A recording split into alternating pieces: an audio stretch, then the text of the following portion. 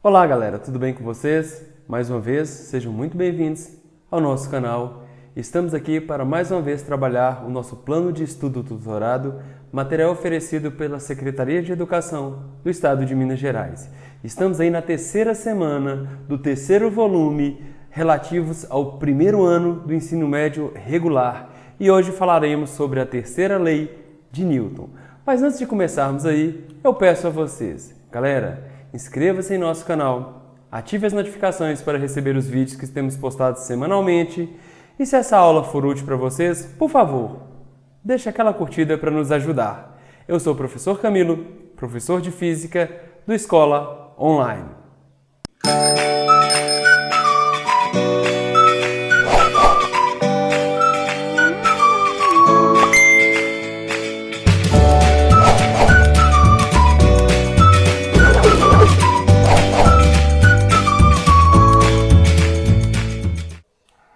Vamos lá para a primeira atividade. Um jogador de futebol chuta a bola, exercendo nela uma força de 9 newtons. Ele quer saber qual o valor da reação desta força e, letra B, qual corpo exerce a força de reação. Vamos lá para a nossa pegada teórica, né? Primeiro, terceira lei de Newton, também conhecido como princípio da ação e reação. O que podemos dizer sobre isso? Newton elucida: sempre que dois corpos quaisquer A e B interagem, as forças exercidas são mútuas, ou seja, tanto A exerce uma força sobre B, como B exerce uma força sobre A. Aqui eu teria um esquemazinho onde eu tenho uma força FAB, ou seja, força que o corpo A exerce sobre o corpo B. Mas se A atua com a força sobre o corpo B, B exercerá uma força FBA sobre o corpo A. Aqui eu tenho um par, ação e reação. Observemos então as características de um par, ação e reação. Primeiro, galera, o par, ação e reação, essas forças têm sempre a mesma intensidade, o mesmo módulo, o mesmo valor numérico acrescido da unidade de medida de força que vocês estiverem trabalhando, certo? Segundo, um par, ação e reação tem sempre a mesma direção. Observem que a direção é representada pela reta que contém aqui, ó, o corpinho aí da flecha, né, do vetor. Então, ambas as forças aí, ó, por se tratarem de par, ação e reação, estão na mesma direção. Nesse caso, a direção é horizontal. E como se trata de um vetor, de uma força, uma grandeza vetorial, nós temos que falar em sentido. E um par, ação e reação tem sentidos opostos. Repara que a força FBA, ela tem sentido para a direita. Olha a pontinha da flecha aqui mostrando isso. E a força AB tem sentido para a esquerda. Então, tem mesmo tamanho, mesmo módulo, mesma intensidade, mesma direção em sentidos opostos. Tem sempre também a mesma natureza. Observe que esses corpos não estão em contato, né? Seria uma força de campo. Então, elas têm sempre a mesma natureza, ou ambas são de campo, ou ambas são de contato. E importante, galera, elas nunca se equilibram, pois nunca atuam no mesmo corpo. Repara que A exerce uma força sobre B, B exerce uma força sobre A, e essas forças estão em corpos distintos, diferentes. Então, um par, ação e reação nunca se equilibram, nunca se anulam. Então, vamos lá para a questão lá. Mas antes, vou mostrar para vocês aqui o que eu elucidei. Nós falamos muito sobre força-peso, é uma força de atração aí, né, entre corpos, uma força de campo. Repara que a Terra, aqui ó, atrai a Lua com a força-peso na vertical local, apontando para o centro da Terra. Nesse caso, vertical seria a direção, sentido para baixo. Logo, a Lua também atua com a força de mesma intensidade, mesma direção vertical, só que nesse sentido aqui seria para cima. Ó. Aqui eu tenho representado a reação e a ação da força-peso, beleza? Vamos lá. Um jogador de futebol chuta a bola, exercendo nela uma força de 9 newtons. Qual o valor da reação desta força? Gente, ele quer o valor, o modo, a intensidade. Por se tratar de um par, ação e reação, a força têm mesma intensidade, né? Logo, olha a proporção de resposta. O pé do jogador em contato com a bola exerce uma força de intensidade 9 newtons. Então, o pé do jogador aqui, exerce uma força F de intensidade 9 newtons. Pelo princípio da ação e reação, a bola exercerá uma intensidade de força de mesma intensidade, né? Um valor de força de mesma intensidade no pé do jogador. Logo, a força que a bola exerce sobre o pé do jogador também terá valor numérico, intensidade 9 newtons. Não esqueça aí de colocar a unidade de medida, hein? Segundo, qual corpo exerce a força de reação? Pois bem, galera, é o seguinte, não tem padrão aí para se classificar quem é ação, quem é reação. Você pode escolher, certo? Eu não posso dizer necessariamente que o pé exerce uma ação e a bola exerce uma reação.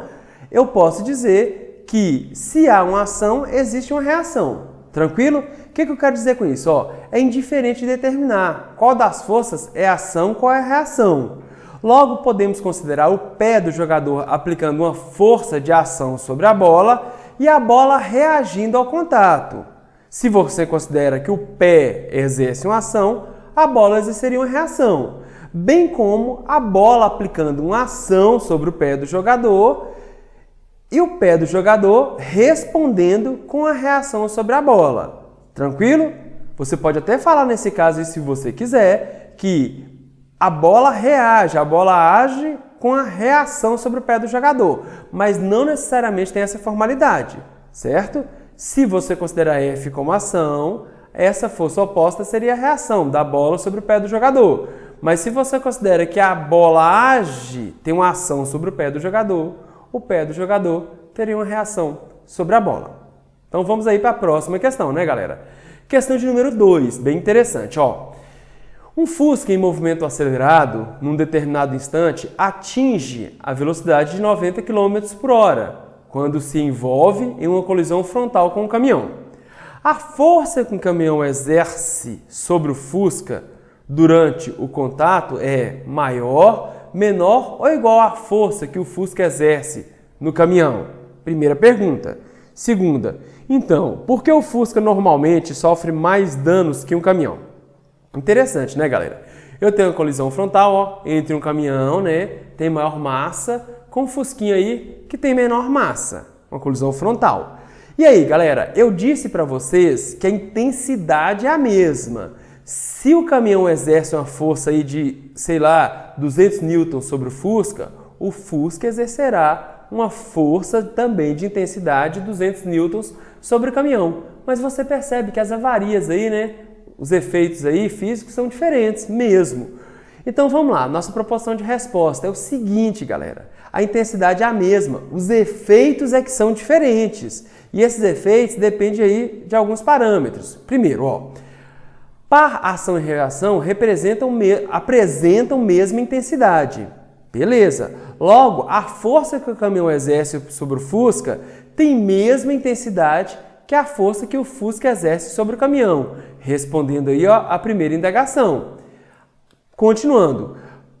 Apesar da intensidade das forças atuantes em ambos os corpos terem mesmo valor numérico, seus efeitos são diferentes, pois o efeito aplicado de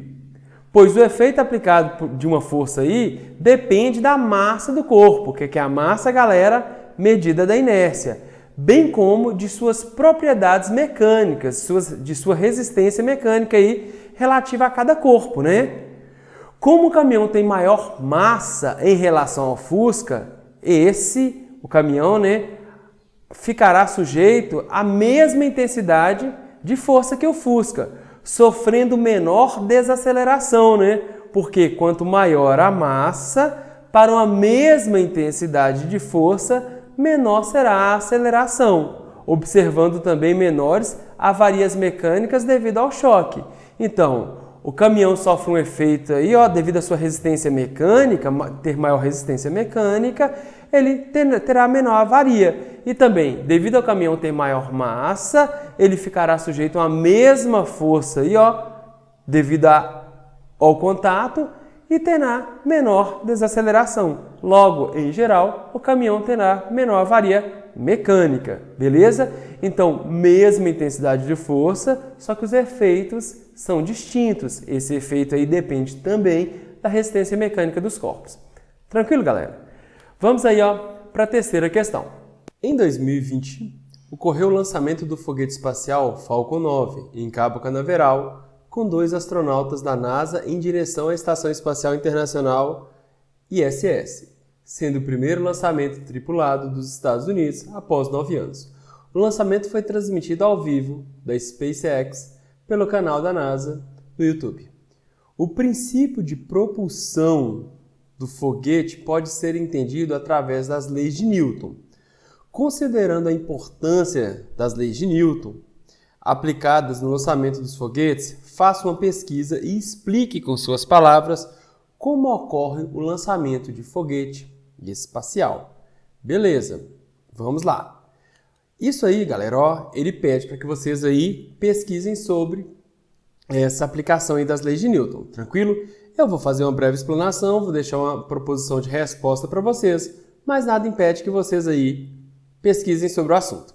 Primeiro, eu tenho um foguete aqui representado e eu tenho uma câmara de combustão. Eu tenho um local onde está aí um compartimento que está o combustível.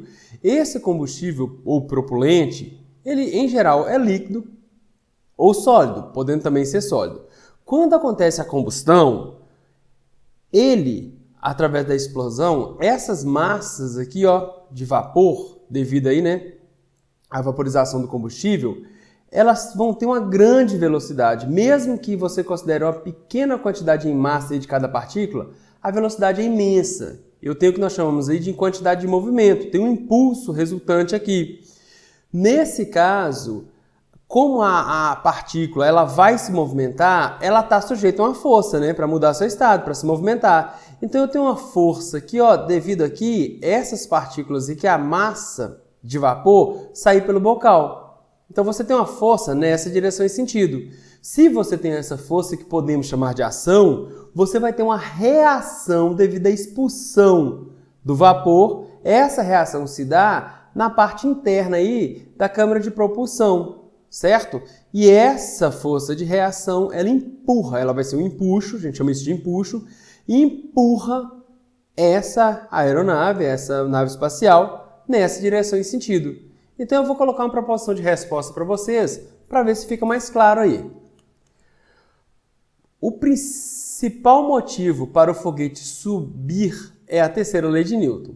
Ela diz que, para toda ação, há uma reação correspondente de igual intensidade, mas que atua em sentido oposto. Tranquilo? Isso implica diretamente na parte de propulsão de foguete, uma vez que a partir de queima de propulente, também chamado de propulente ao combustível, podendo ser tanto sólido como líquido, que é inflamado progressivamente na câmara de combustão, gerando gases quentes que expandem e, por sua vez, são expelidos para trás por um bocal, abertura traseira aqui, E, ao mesmo tempo, ocorre uma reação na parte interna da câmara de propulsão, oposta ao bocal. Essa reação, a qual damos o nome de empuxo, é a expulsão, e a expulsão dos gases empurram o foguete para frente. Para entender como funciona a propulsão de um foguete, podemos imaginar um balão cheio de ar quando é solto. Ele vai em direção contrária à saída de ar. Essa seria a mesma ideia, mas eu convido vocês aí a realizar uma pesquisa sobre o assunto. Tranquilo, galera? Pois bem, galera, por último aí, vamos para a atividade 4. Diz o seguinte: 3 caixas de mesma massa são puxadas pela mesma força F, horizontal, orientada para a direita, e deslizam sobre uma superfície sem atrito. Ordene as figuras A, B e C em ordem decrescente, do maior para o menor, em função das grandezas, aceleração e tensão na corda exercida em uma única caixa. Beleza. Repare aqui que nós temos 3 sistemas. O sistema A, com uma única caixa de massa em quilogramas. O sistema B, temos 2 caixas comunicadas aí por um fio tracionado, e o sistema C, que temos 3 caixas de mesma massa, né? E nós temos os fios aí, ó, 2 fios comunicando essas caixas. Então temos 3 sistemas. Nós vamos primeiramente encontrar a aceleração relativa a cada sistema. Vamos fazer uso aí do princípio fundamental da dinâmica, a segunda lei de Newton, né? O que ela nos diz? Que caso você aplique uma força F sobre um corpo de massa M, essa força pode produzir variação da velocidade. A força produz a aceleração. E a aceleração produzida pela força é a relação da força dividido pela massa total do corpo. Pois bem, então vamos lá para o sistema A. Nosso sistema A, nós temos uma caixa de massa 4 kg e a força F atuando sobre ele. Logo, a resultante das forças que atua sobre a caixa aqui vale F. Nós não temos o atrito aqui, ó, que seria contrário à tendência de movimento, mas não existe o atrito. E a massa total do sistema A é a massa da caixa aqui, ó, 4 kg. Logo, a aceleração A, força resultante em A, dividido pela massa de A. Logo, a aceleração em A, F, dividido por 4. Aqui achamos a aceleração do sistema A. Sistema B. O sistema B é constituído aí por 2 caixas ligadas aí por fio esticado, né? E a força F aí solicitadora fazendo que essas caixas se movam.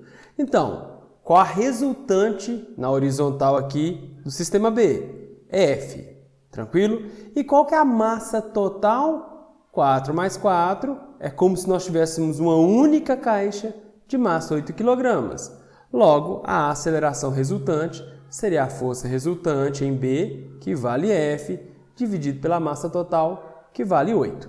Quero que vocês notem aí que a aceleração produzida pela força F sobre o sistema A é maior que a aceleração produzida pela força F sobre o sistema B.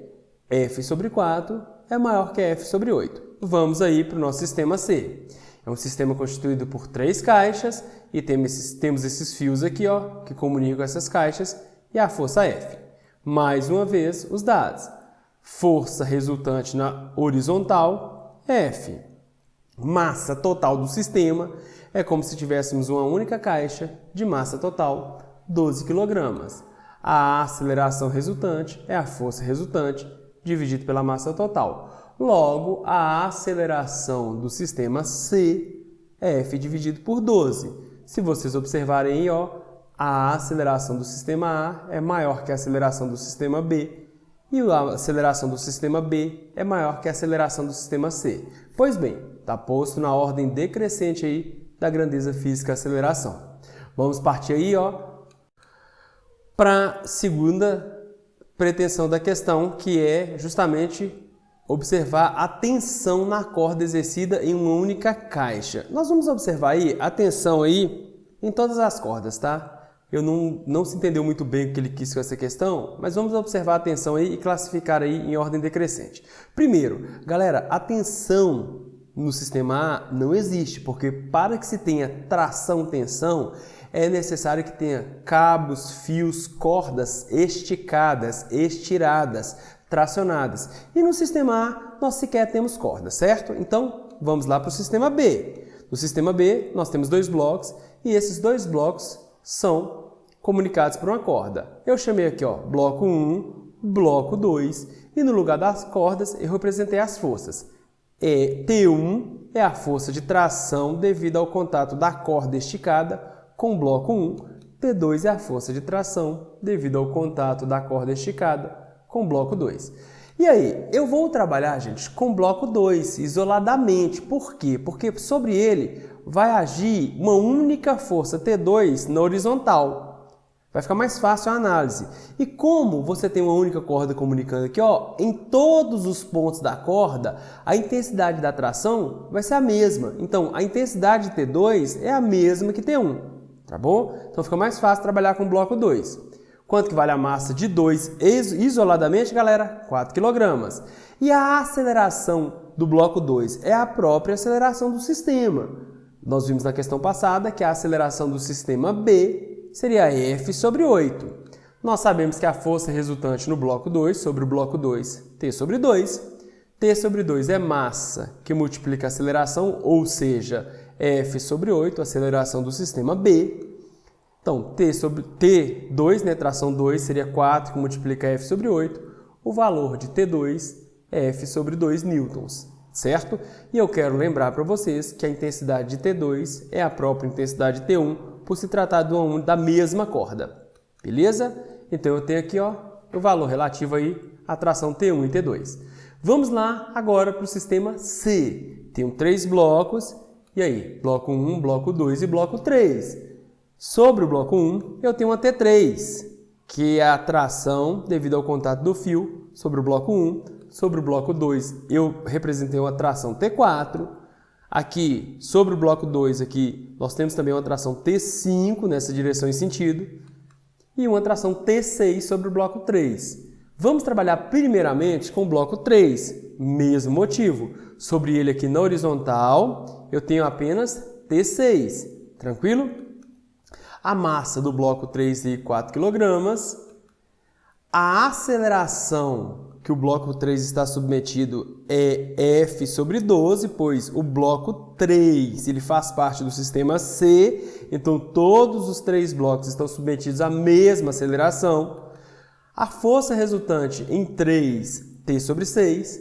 T sobre 6 é massa vezes aceleração, só que agora a aceleração é F sobre 12, né?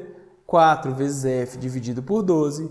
Então, T6, a tração aí a qual a corda está submetida quando em contato com o bloco 3, é F sobre 3. Só que T6 é igual a T5, tem a mesma intensidade, por se tratar da mesma corda.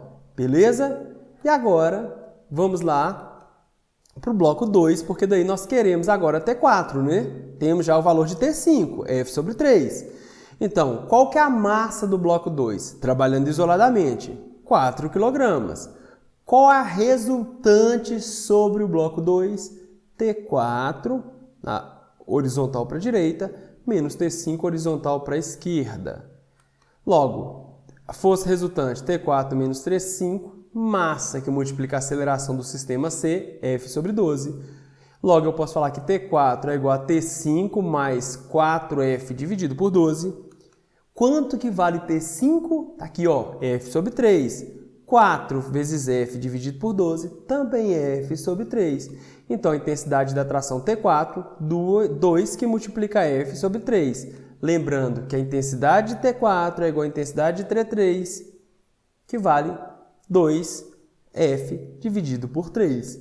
Logo, você já consegue comparar. Você vai observar que 2F dividido por 3 é maior, né, que F dividido por 2, aqui ó, T1 e T2, que é maior, e F dividido por 2 é maior que F dividido por 3, que representa a tração T6 e T5. Logo, a tração T4, que é igual à tração T3, é maior que a tração T2, que é igual à tração T1, representado aqui ó, no sistema B, e a tração T2 e T1 é maior que a tração T6, T5, que está representada no fio que comunica bloco 2 e bloco 3 do sistema C. Essa seria aí, ó, a representação das trações presentes de forma decrescente. Beleza, galera? É um exercício para vocês tentarem refazer, revisar. É um bom exercício. Tranquilo? Galera, chegamos ao final aí de mais uma semana, de mais uma atividade. Temos aí o volume 3 vencido, né? Por favor, se essa aula foi útil, deixe aquela curtida, nos sigam em nossos canais, inscreva-se em nosso canal para receber aí os vídeos que estão sendo postados aí, ó, semanalmente. Agradecemos muito, muito o carinho de todos e até a próxima, galera. Muito obrigado!